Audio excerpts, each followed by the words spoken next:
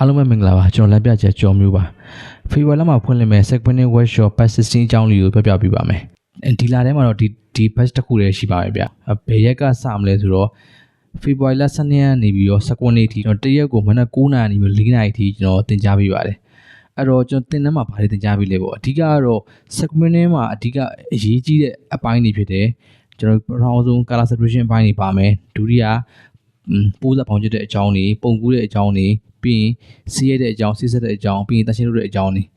အဲ့မှာကျွန်တော်တို့ကဘလူးပစ္စည်းတွေဘလို့အသုံးချရမလဲအဓိကစီးရိုက် business ကိုဦးစားပေးပြီးတော့သင်ကြားပေးတာပါကျွန်တော်ကစီးရိုက်ပြင်မဟုတ်ဘူးဗျထပ်ပြောမယ်ဆိုရင် heat present ပိုင်းတွေပါတယ်ဗျဆိုရင်ကတော့လက်ရိုက်ဆက်ရိုက်ပေါ့ဗျအဲ့လိုမျိုးပိုင်းတွေကျွန်တော်ပြောပြပါတယ်ဗျ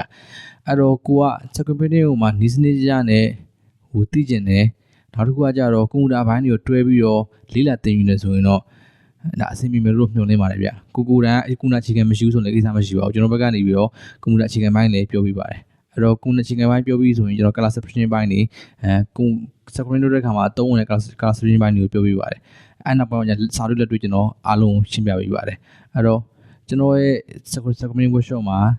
လေးလာသင်ယူနေဆိုရင်တော့နာမည်ဖုန်းနံပါတ်လေးစာပေးပြီးတော့ဆင်းပေးထားရင်ရပါတယ်ဗျကျွန်တော်ငွေကြေးကြိုတင်ကောက်ခံခြင်းမရှိပါဘူးဗျအားလုံးကျေးဇူးတင်ပါတယ်ကျွန်တော်လမ်းပြကြကြုံမျိုးပါ